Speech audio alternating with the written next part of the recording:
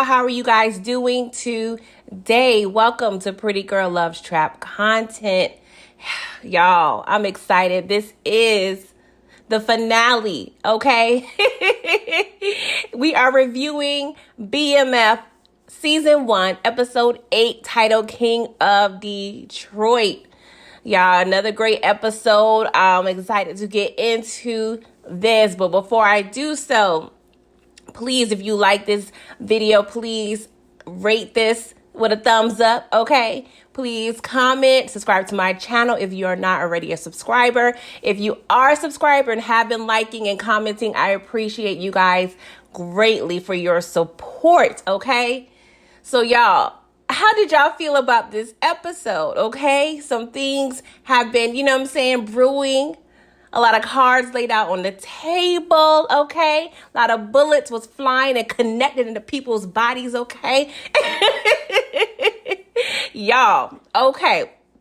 So let's get into it, all right? So we have Kato, she is driving through the neighborhood, it felt like, real Ice Cube vibes, okay? Today was a good day. Kids is playing, the weather's nice, people playing cards, like it's good summer vibes, okay? Or at least spring, Big Meech, he's narrating, talking about, when the weather is good in Detroit, it's good, People are out enjoying, making the best out of life. So, she parks and she's actually meeting up with Lamar, okay? And so he's looking like a hot ass mess, of course. The blood is drying up on his arm. Of course, we know he's not seeking good medical attention, okay? He don't have the Blue Cross Blue Shield, He don't have that insurance, okay? So he over here, looking like a wounded dog, all right? But he's still out for that revenge, okay? All summer 16, all summer 15, all summer 18, whatever Drake was talking about, whatever year that was, okay? But he has a mission, all right? And he's, hey, Kato, like, what's up? Like, we are trying to set Meech up. I am getting impatient. So she was like, hey, he's going to be at this auto shop ringing up or whatever. And, his security is going to be kind of light. So take your shot there, pun intended. And so he was like, yeah, Meech is not stupid. He's not going to be rolling around with no shooters or whatever. So Kato was like, hey, I can scoop out the scene. Make sure you can go ahead and be successful in your endeavors. All right. So Lamar was like, okay, this better not be no trap, okay? Because I'm going to come for that ass. So, he drives off and we see in the cut B. Mickey. And so B. Mickey, he proceeds to follow Lamar. And I was like, oh, okay. They got a little Bonnie and Clyde situation going on up in here, all right? But y'all, Lamar must have woke up and prayed, okay? He had the angels, okay, on his side because we see the po-po and they're pulling over B. Mickey. And I'm like, dang, Lamar, you escaped death. Because I'm sure B. Mickey was going to try to kill him. Lamar, he's smart. He hip. He probably would have saw B. Mickey following him. It probably may have not had worked because, B. Mickey, he cool, don't get me wrong. He a good shooter and whatnot, but Lamar is next level cray-cray. So, yeah, B. Mickey actually was spared probably as well now that I think about it. Like, yeah, him versus Lamar, I don't think that would have been a good matchup, okay? So, yeah, we see B. Mickey, pulling over. He's complying and whatnot, Black Lives Matter. And so we see, him put the piece in a little secret compartment, So they proceed to be, nice, nasty with him, okay? So they arrest him. And I'm like, okay, this is some BS, but whatever. So we see T, he's at school. He was with his little his favorite little white classmate. And they're discussing how tired they are about the homework they're getting. So they, hallway, they break dancing and whatnot. I'm like, okay, this is cute.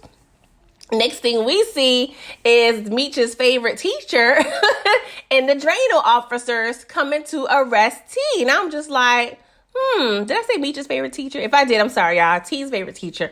But yeah, I'm like, oh, okay. Like the teacher just seems like, I don't know, I wasn't feeling his vibe. Maybe he's still pissed with T about the whole recruitment situation. I don't know. But I'm like, dang, like it seems like he was all pro T. But not saying he could have lied to the cops and, lied and said, hey, I don't know where T is. Of course, he would have to give T up. But maybe it was disappointment. I don't know. I didn't like the way the teacher was giving off those, another Negro vibes. But yeah, so T gets arrested at school, which is hella embarrassing. Everybody in the hallway was like, ooh, that's going to be the talk of the gossip of the school on that day. And that probably is another possibly turning point from T not returning back to school, because who wants to go back to school, after they've been arrested? But T, he seems like the dude that does not care. So, hey, that may not have been a factor or not, okay? So, y'all, we see Meech. She's at the baby mama's house, and they all hugged up and kissed. I'm like, oh, they back together? Like, is she a rebound, Meech? Like, for real, we don't have time for this, okay? Because we know Cash Doll kicked you to the curb, but y'all kind of still halfway, probably on good terms right now. So, yeah, what are we doing, Meech? Are we doing another triangle, another love triangle? Like, whatever. So, they all, cuddling up. Next thing we see, officers popping up on, saying the scene. And he was like, what's going on here? All right. So they proceed to arrest Meech, and they real aggressive and whatnot. I'm like, dang, like he's not trying to flee or anything. They just hella aggressive.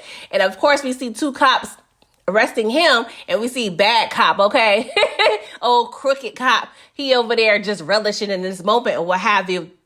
And so, the baby mama, she's all, frantic, like, get off of him, get off my boo. And so Crooked Cop tells her to go in the house.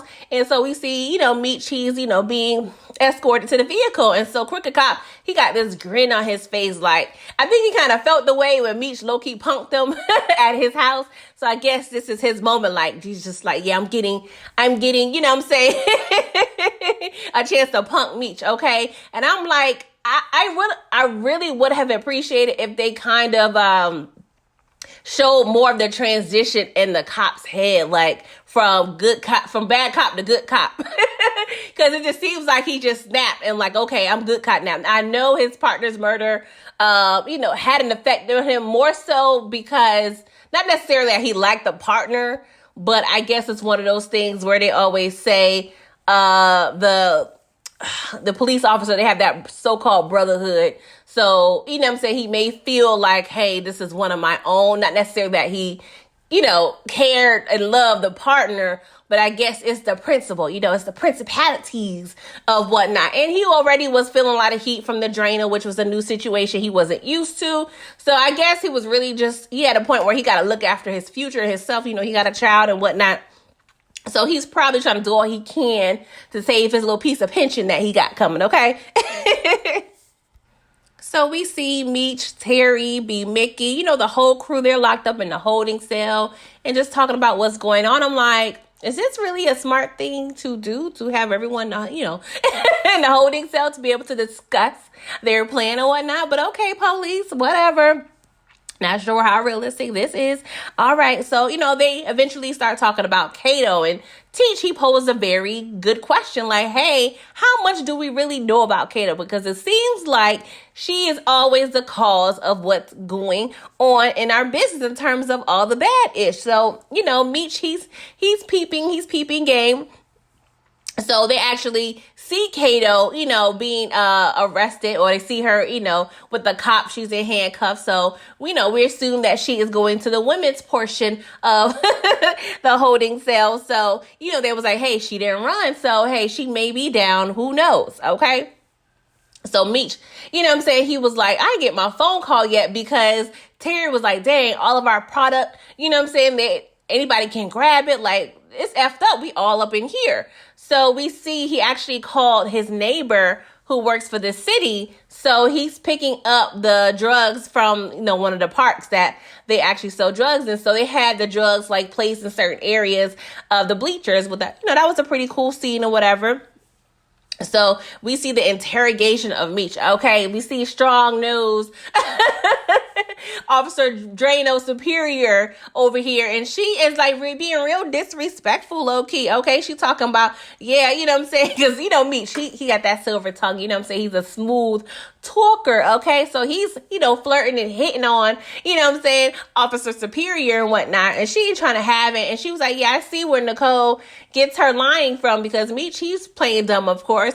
And so she was like, yeah, how would you like if I bring Nicole back here in the hot seat in charge of Miami? Okay, because we all know she is lying. Okay, she is the cause of us not finding the person who killed Darius, and the reason why my officer got whacked and what have you. So Meech, of course, he's a soldier. He's a soldier. He's not gonna give up any information. All right. So, of course, the cop is frustrated, and yeah, so Meech was like, he leaves their room because she was like, I'm gonna see you real soon. He was like, yeah, whatever.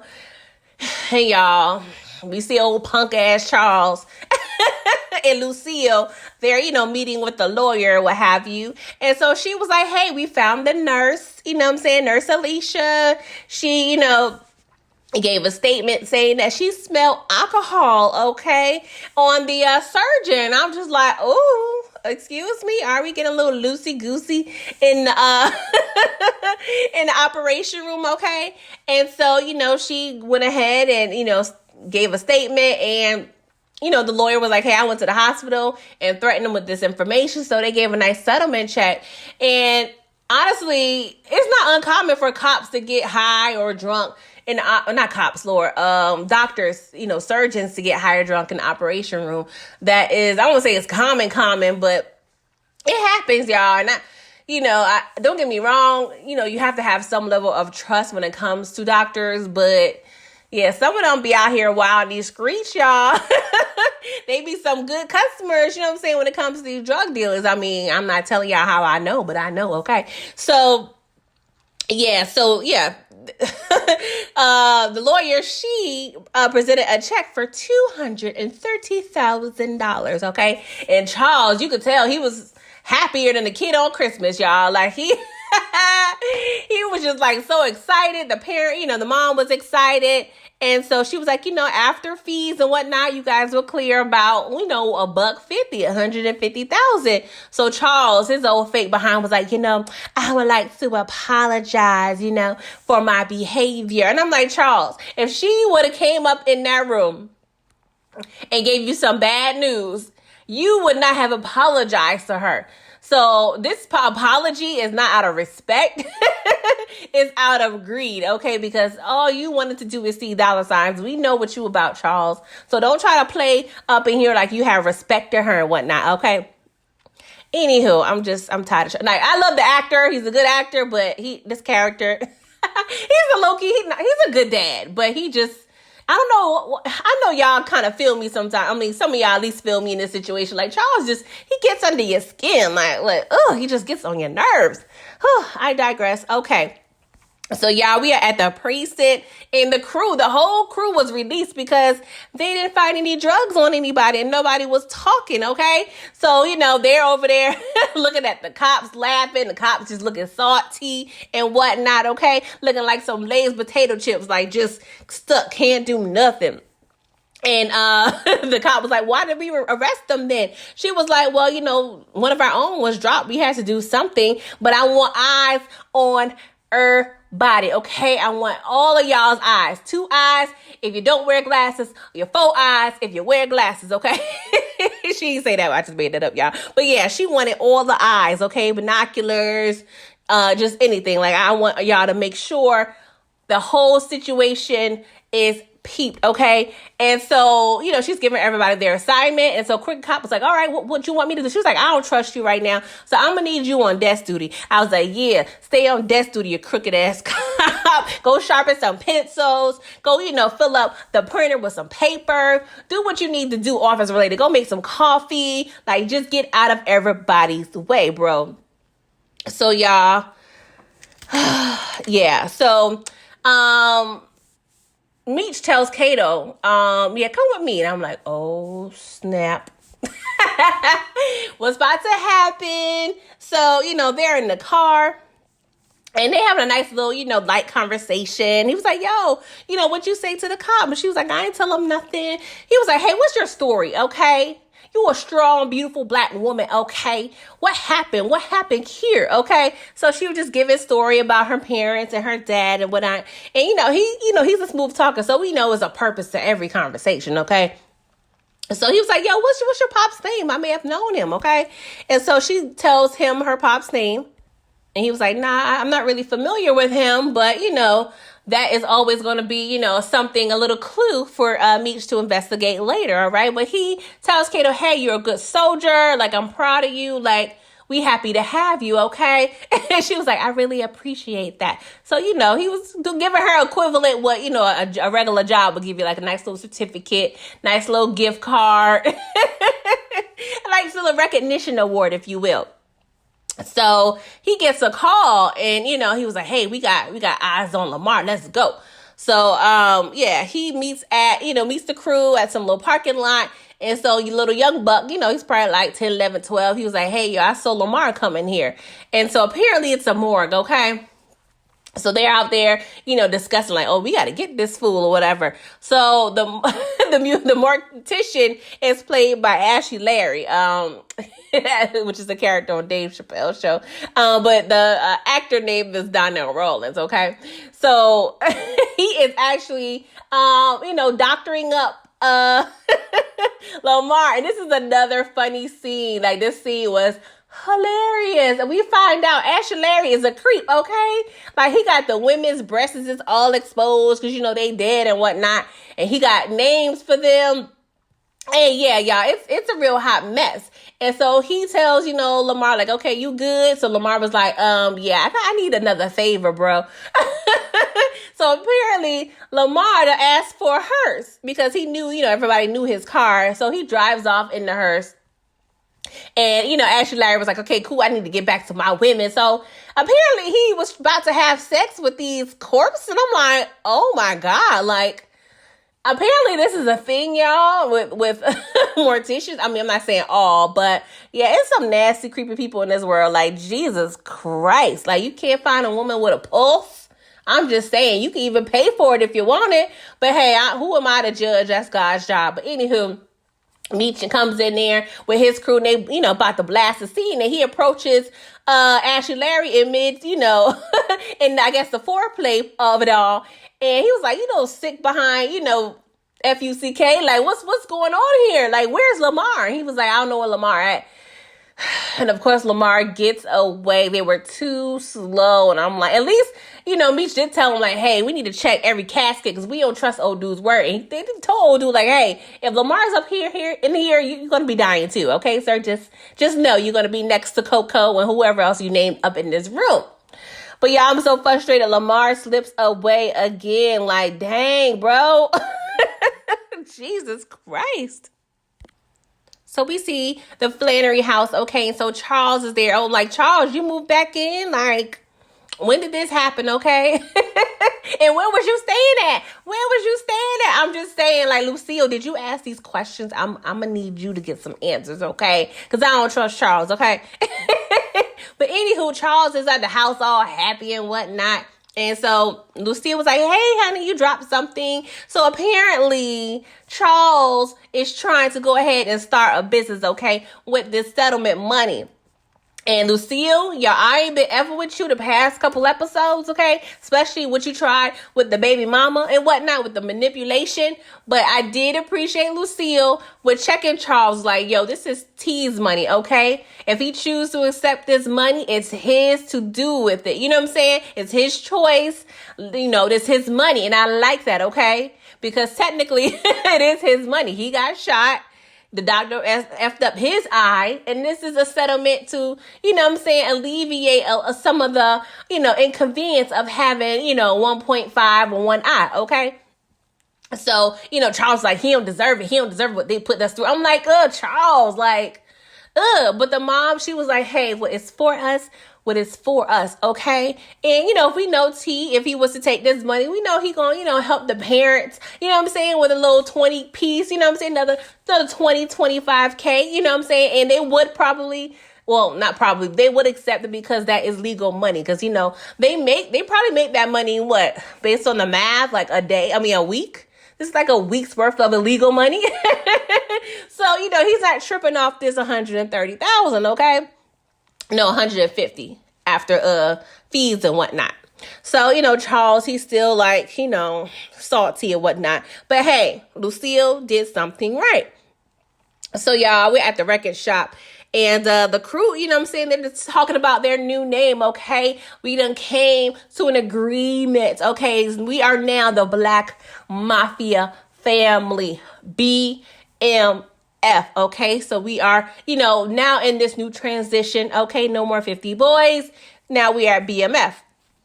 So, they talking about, hey, we still got to make this money for Big L, okay? Because we can't be out in these streets, okay? Because the popo is still lurking, okay? And so Meech was like, hey, we got to figure something out.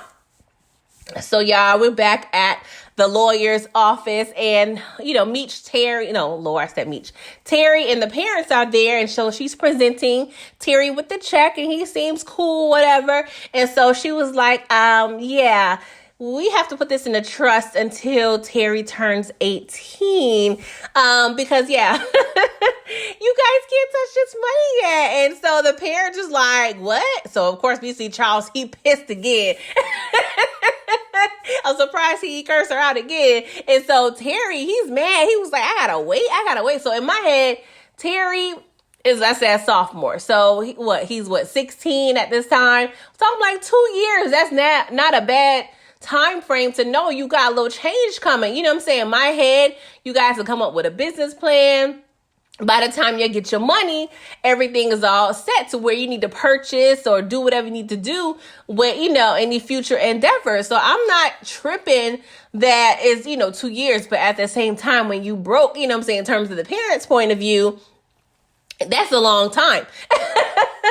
That's a long time. But in Lucille's eyes, this is not their money anyway. But I know they have a sense of urgency because they feel like, hey, if Terry was to have this money ASAP pronto, he would leave the dope game. But that money can come and go, like, unless you start a business. And Terry technically can't start a business until he's of age, unless Charles, he heads the business. So, yeah, y'all, it's a layered situation. But long story short, everybody is pissed, but the lawyer was like, hey, if you guys want to spend some money, I can possibly talk to the lawyers and not the lawyers, the actual judge, and, see if we can, give you guys some options or whatnot. But hey, y'all, they ain't happy with it. And so this is going to be interesting going forward. Okay. So y'all, part of the crew, they're at this bodega, okay, / corner store, okay, / convenience store, wherever you are from.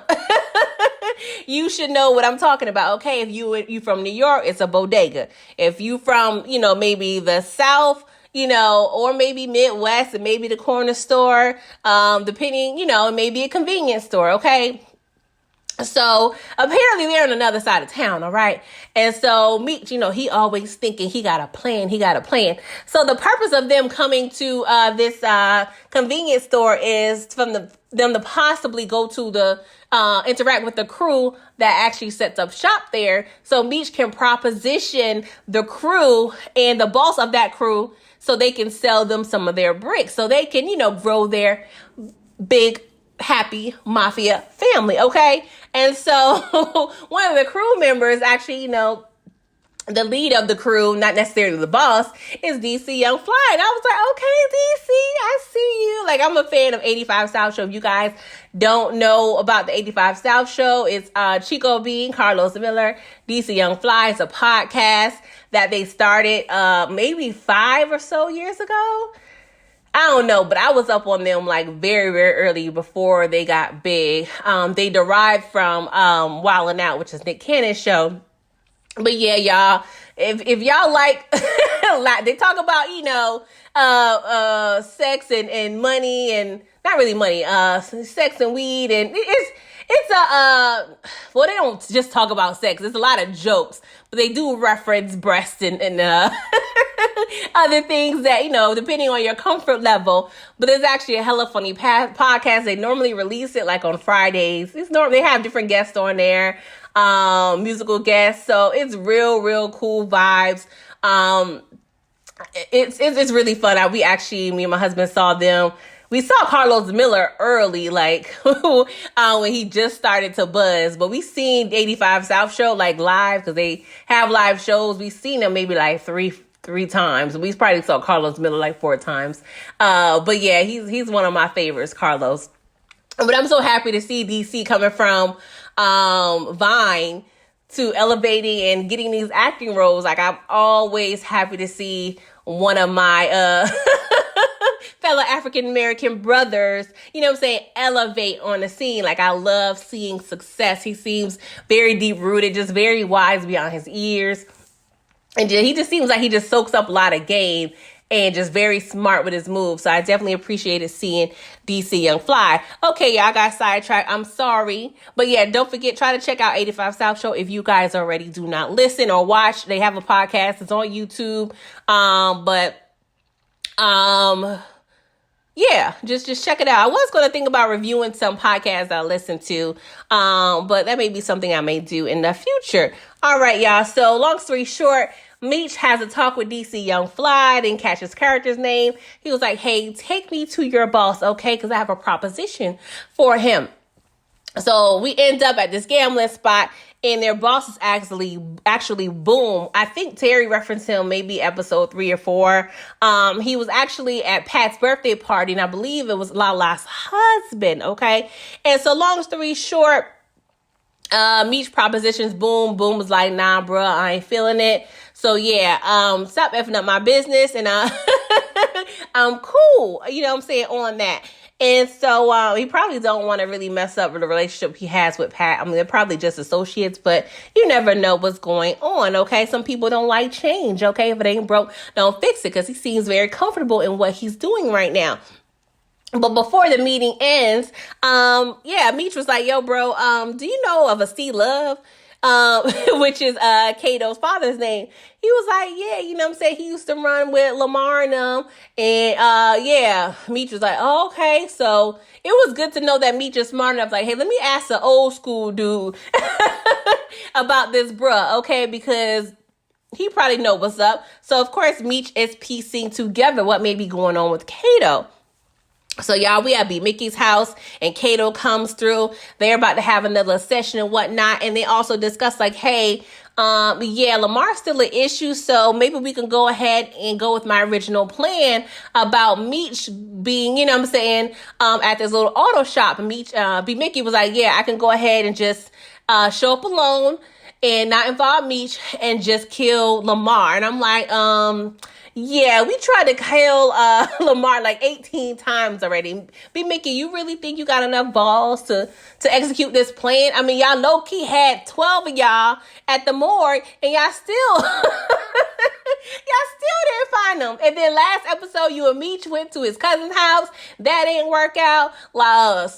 Slim, they tried to kill him at Slick's house. Like, like, I'm tired of this whole I'm try to kill Lamar like stick. Like, I'm tired, y'all. I am tired.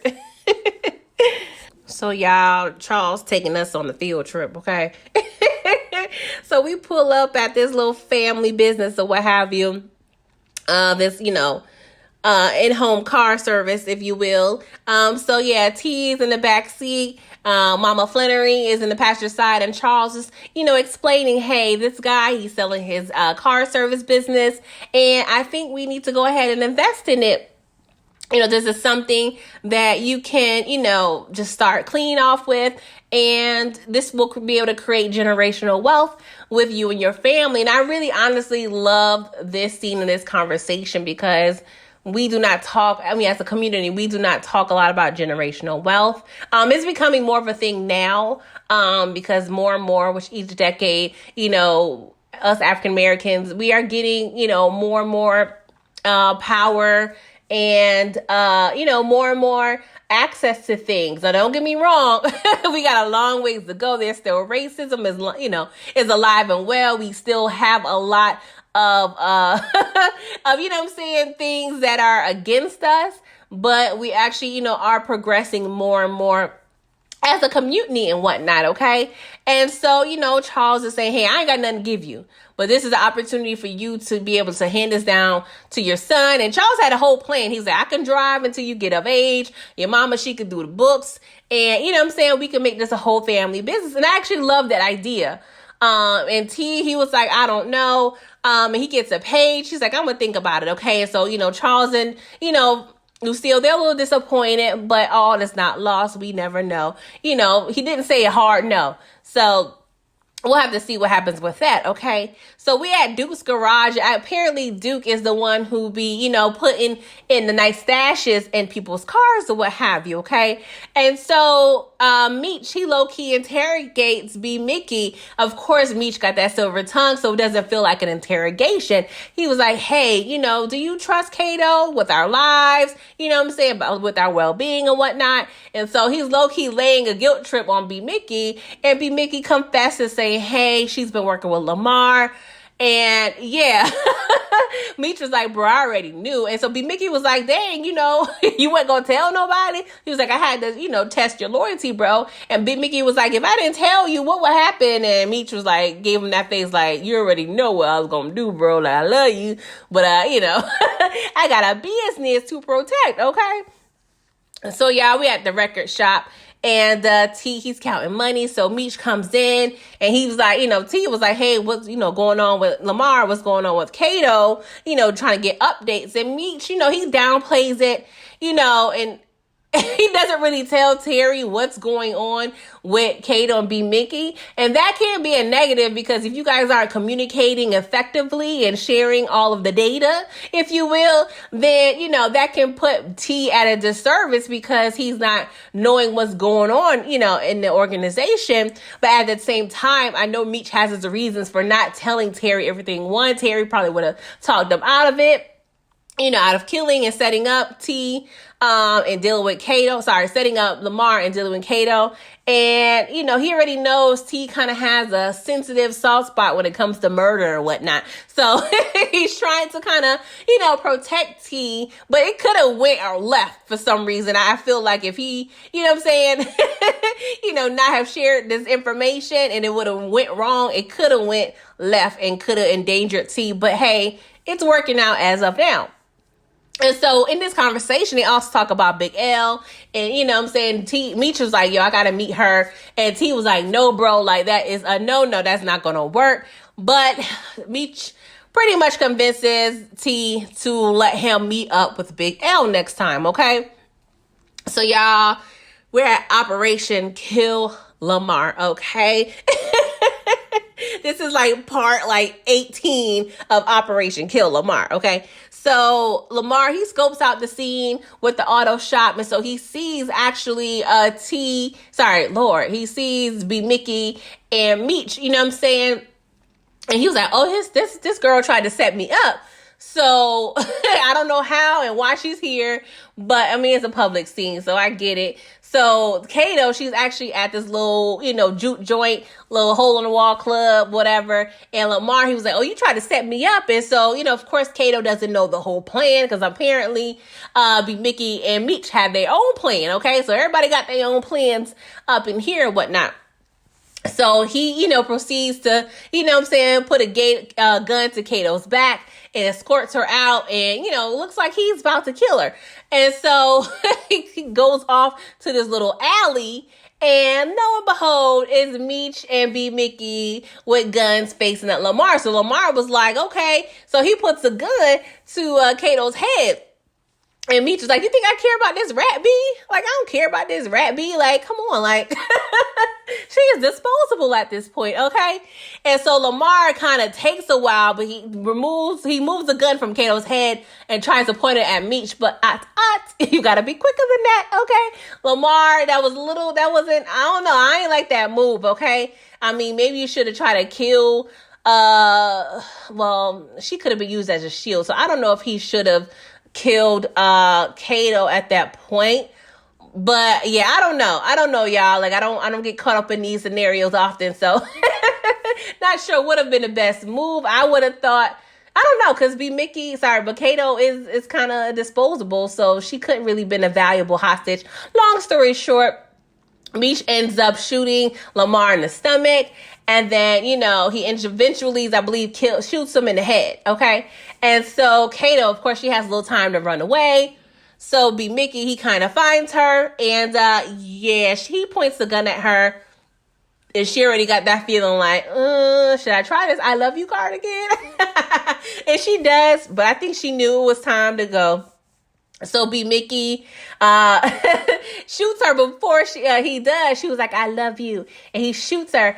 And he was like, I love you too, boo. And then he shoots her in the head. I was like, ooh. Kind of reminded me of Power Book, not Power Book, Lord. Yes, Power Book 3, when Unique killed his best friend. We were telling each other I love yous, and one of us dies before the other one gets the I love you out. Oh, so poetic, guys. So poetic. But yeah, y'all, Kato is gone. Lamar is gone. How do y'all feel about that? I know there's some Lamar fans, possibly some Kato fans. I don't know if I wanted Kato to die, though, but I guess when you can't be trusted, you gotta go. But Lamar had to go. Like, there was no way of their business thriving without them having to handle him. But I do feel like Lamar could have went a different way, maybe. Like, I don't know if this satisfied me in terms of the killing of Lamar, because he was such a pivotal part of this season. I don't know if I think he deserved to die a more crafty way, but it was a crafty plan. But I don't know what I wanted, guys. I don't know what I wanted. I don't know. It wasn't giving me what I needed it to give, I guess. But ding dong, Lamar's dead. And yeah, on to another day, okay? Hey, y'all. So we back at the Flannery house, and Meech and B. Mickey, they're at the dining room table getting lit, getting drunk, okay? Because B. Mickey, he is mourning, okay? He feels regretful for killing Kato, and they're discussing, the business and whatnot. And of course, the mama comes down the stairs, and apparently she's, heard what they're discussing and whatnot, okay? And I'm like, can y'all get a room at, the nearest motel, or go to the stash house and discuss all this? Like, why are we at the parents' house again talking shop? Like, this is crazy to me, okay? But, Meech is still young, and I guess his home serves for some sort of comfort and whatnot. But yeah, B. Mickey greets the mom. He was like, hey, Ma, how you doing? Blah, blah, blah. So it's cute because you could tell, this is low key, an extended family. All right. And so she tells B. Mickey, hey, you can't drive home drunk. You can go on the couch and sleep this off.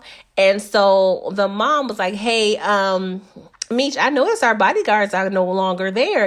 What's going on?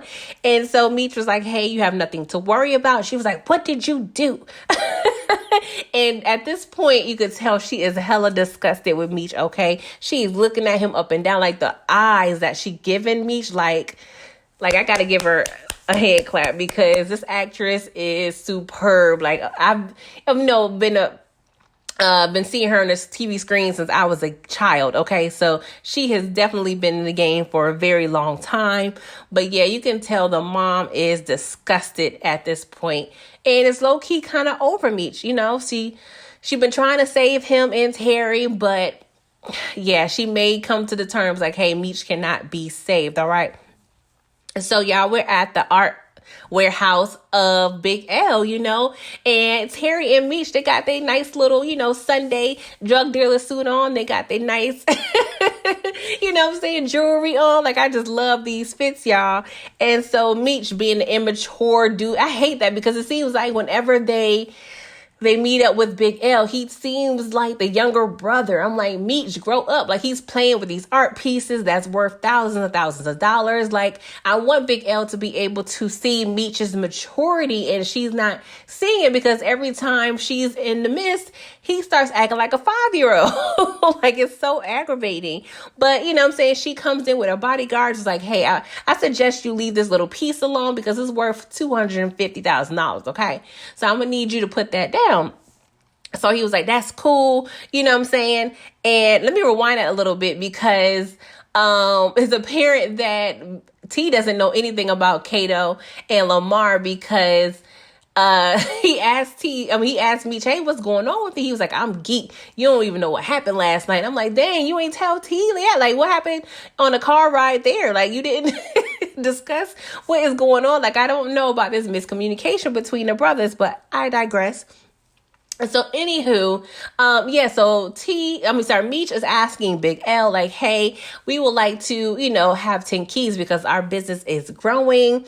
And she pretty much draws like guns to Meech. Was like, hey, I don't want to ever do business with you. Like, come on now. And Meech, he had a good point. He was like, hey, every dollar that my brother is about to hand you that's in this bag, I have had something to do with it. But she was not trying to hear it. He leaves out the warehouse. And so he was like, yo, that is true. Like, Meech has a lot to do with what's going on in terms of our business. And Big L is just not trying to hear it at all. And she was like, I don't understand why you guys are requesting 10 keys. Like, you barely sold what I gave you the last time. But long story short, she ends up giving them the 10 keys. So yeah, y'all, this is going to be interesting. Okay. This whole relationship is going to be very toxic and turmoil between Big L, Meech, and Terry. So y'all, we see Big Mickey and he going through it. He in the car driving. He's sweating like, I know Mary J. Blige wasn't out back then because this is 86. Yeah. So I'm like, he probably listened to some old school right now. Like, he's sweating, he's flashing back to the scenes with Kato. Like, he's really going through it. He is sick. My boy is sick. So y'all, he gets pulled over again, and Officer Crooked Cop takes him in, and he pretty much tells him like, yo, the gun that we found in your vehicle in the stash spot, it got some bodies on it, more specifically J-Mo, okay? And yeah, he was like, I don't care about Lamar. Like, we don't even have to lock you up for Lamar. We got, proof that this is the gun that killed J-Mo. And of course, we all knew that this was going to be his downfall, was this gun. But he was like, I could make these bodies on this gun disappear, because he mentioned a woman's body. So I'm not exactly sure who that is. Was that Kato's name that he mentioned? Y'all let me know, because he said a whole nother name. I don't know. That was interesting. Maybe a whole nother person, because this probably was a stolen gun when he got it. So he probably got a whole nother body on him that he don't even know about. But y'all, anywho, Crooked Cop was like, I don't care about you. I want Meech. And I'm like, dang, like, this really went left. Like, him and Meech were cool in the beginning of the season. Now he just, y'all, it's a lot. So, he's pretty much giving B Mickey an ultimatum, like, hey, give me everything you know about Meech, or, I can go ahead and let you go down for these bodies, because I can make everything disappear in terms of this gun evidence. I'm like, sir, you don't have that authority. Like, I could see if he was giving this conversation like in a back alley, but I'm sure there is some type of record that you have B Mickey in this interrogation room and arrested him. And he's pretty much most likely lying, because he's either B Mickey just going to jail, or Meech and B Mickey going to jail. Like, you cannot let all of this go. You cannot just swoop all this under the table. Like, you don't even have that much power, because your boss don't even trust you. So this is going to be interesting. But the question of the day is, what is B Mickey going to do? Because we know that he's super loyal to Meech, but he blames Meech for having to kill Kato, which is not Meech's fault, okay? Nobody told you to mess with a coworker.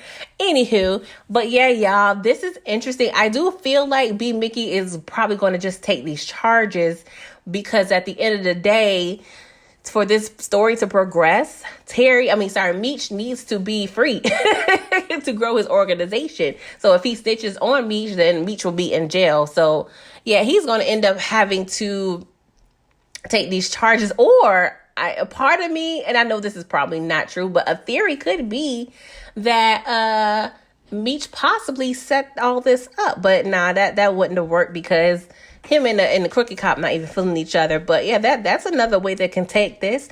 But yeah, y'all, we're gonna have to see what Big Mickey is going to do, which is going to be a cliffhanger. But I feel like he's going to be a true soldier and just take them charges, and he's probably going to get life, y'all. This is going to be interesting. I don't know why Big Mickey kind of grew on me these last few episodes. Anywho, y'all, so back at the Flannery house, the mom, she is packing her bags, the baby moms, I should say, and she is going to take little Terry, and they're going to go to Pennsylvania with some family, to kind of, separate themselves from Terry. And, of course, he's pissed, but I'm like,